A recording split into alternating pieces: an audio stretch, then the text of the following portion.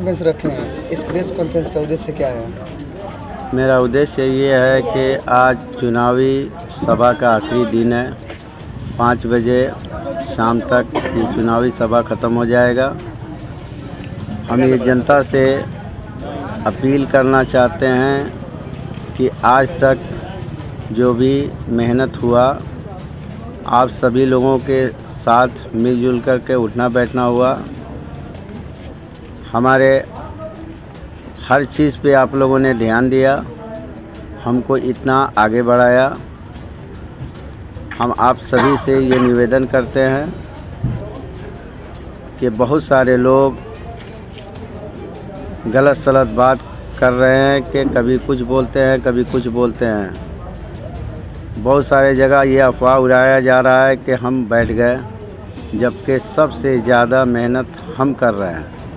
हम सुबह 5 बजे भोर से उठ कर के रात के 10 और 11 बजे तक मेहनत करते हैं। दूसरे प्रत्याशी जब वो बाहर निकलते हैं उस वक्त तक कम से कम 1000 आदमी से हमारा संपर्क हो चुका होता है।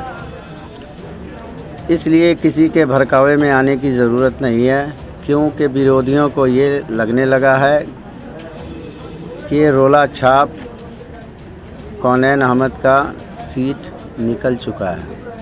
इसलिए आप सभी से हम निवेदन करते हैं कि किसी के बहकावे में नहीं आना है और 3 तारीख को जिस तरह से आप लोगों ने अपने मूड को बना लिया है उस चीज़ को पूरा कर देना है।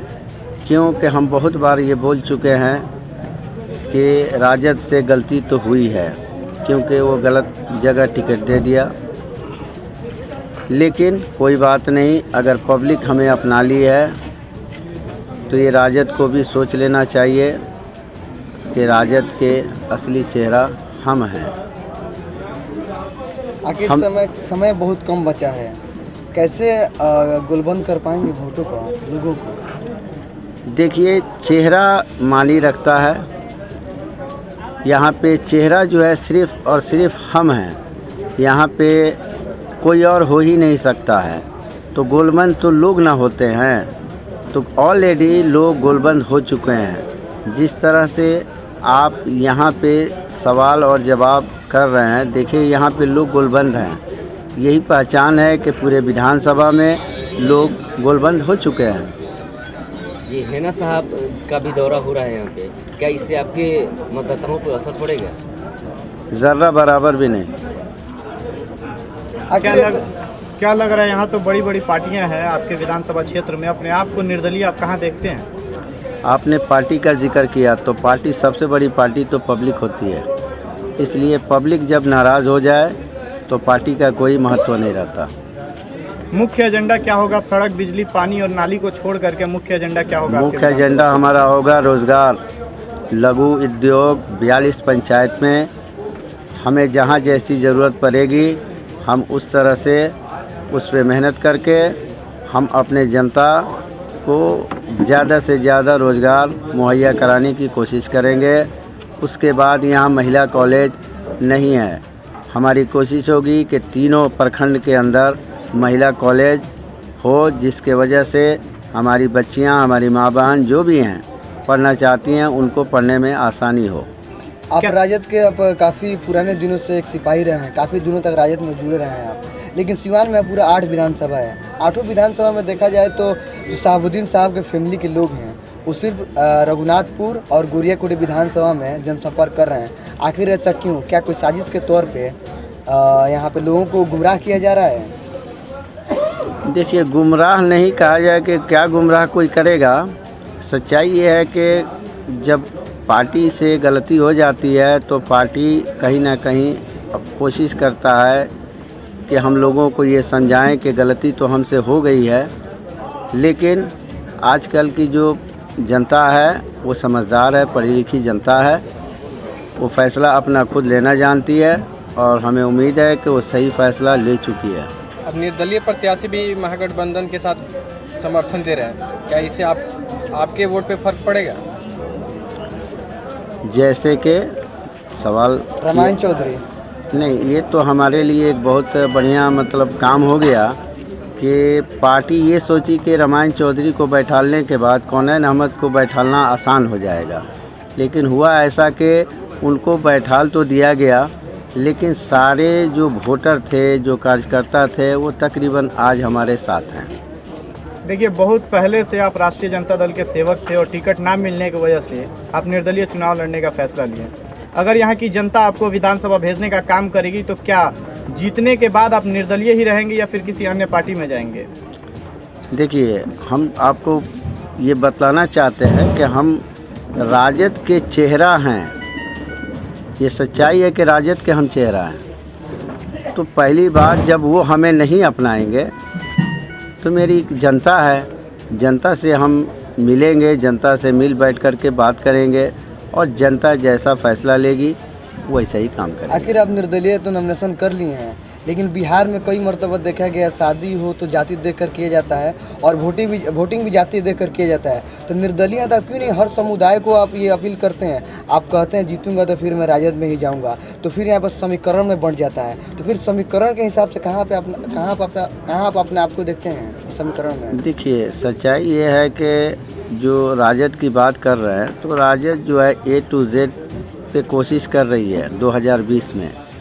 सक्सेस कितना होगी ये तो वक्त बताएगा, लेकिन मेरा अपना जो सोच है उस सोच को रखना होगा, क्योंकि राजद के साथ कांग्रेस है, राजद के साथ CPM है, CPI है और भी बहुत सारी पार्टियां हैं, कोई वो अलग नहीं लड़ रही हैं। महागठबंधन के प्रत्याशी कहते हैं कि दलित मेरे साथ हैं, NDA के प्रत्याशी कहते हैं कि मेरे साथ अगड़ी जाति मेरे साथ है। आपके साथ कौन होगा? हमारे साथ अगड़ी और पिछड़ी दोनों जात है, इसलिए कि हम चुनाव लड़ना जब शुरू किया पटना से टिकट कटने के बाद, तो मेरे साथ यादव, मुस्लिम, हरिजन, कुछ कोयरी समाज के भी लोग हैं, कानू हैं, तेली हैं, नोनिया हैं, धानुक है, बीन है, ऐसे लोग हमारे साथ आए और उन लोगों ने कहा कि नहीं, आप आगे बढ़िए, हम आपको समर्थन करेंगे। जिस दिन आपका टिकट कटा था कई चैनलों पे आपने बयान किया है, आखिर उस दिन क्या हुआ था? एक बार और बयान करें उस बातों को। देखिए, उस दिन ऐसा हुआ कि हम यहाँ से पटना से हमें बुलाहट हुई, हम पटना गए। पटना में राबड़ी आवास में मेरा एंट्री हुआ। एंट्री होने के बाद ऑफिस में बैठे और एफिडेविट वगैरह जो भी कोर्ट का लगता है वो सब कुछ हमने दिया। देने के बाद मेरा सब कुछ लिखा पढ़ा गया। उसके बाद जब सिंबल तैयार हुआ, अचानक वहाँ पे आलोक मेहता होते हैं, वहाँ पे एक और नामामूल हैं, दरभंगा के MLA हैं, वो होते हैं और उन लोगों का आपसी कुछ बात होता है और उसके बाद में वहाँ से जो है आनाकानी चालू हुआ और कहा गया कि 4 बजे के बाद हम आपको बुलाएंगे सुबह में और आपको हम सिंबल देंगे, इसलिए आप बेहतर होगा कि आप जिस होटल में ठहरे हैं वहाँ जाइए और जा कर के खा पी के आराम कीजिए। हम जैसे ही निकले हमने देखा कि नहीं, वहाँ तो कुछ और लोग अलग ऑफिस में बैठे हुए हैं। उसके बाद हमें वहीं पता लग गया कि नहीं, टिकट जो है कुछ न कुछ गड़बड़ हुआ। बाद में ये पता चला कि टिकट पैसे से खरीदो फरोख्त हो चुका है। देखिए, चुनाव बहुत नज़दीक है, 1-2 दिन बचा हुआ है, क्या कुछ कहेंगे चैनल के माध्यम से जनता को? जनता को हम यही अपील करेंगे कि आज तक जिस तरह प्यार मोहब्बत से हमें यहाँ तक लाई है, जनता जो चाहे वही होता है। हमारे 17 नंबर पे रोलर छाप पे वोट डालकर भारी बहुमत से विजयी बनाइए, हमें विधानसभा भेजिए। हमने जो भी आप सभी से वादा किया है वो सभी को पूरा करेंगे। आप जैसा चाहेंगे वैसा ही होगा। जो वादा हम करते हैं वादा से मुकरते नहीं हैं और बहुत सारी ऐसी बात है जो कि अभी कहेंगे तो घंटा 2 घंटा लग जाएगा, लेकिन मेरा मैनिफेस्टो जो है हम सब लोगों को दे चुके हैं और जो भी बात है हम आपके चैनल के माध्यम से बता चुके हैं।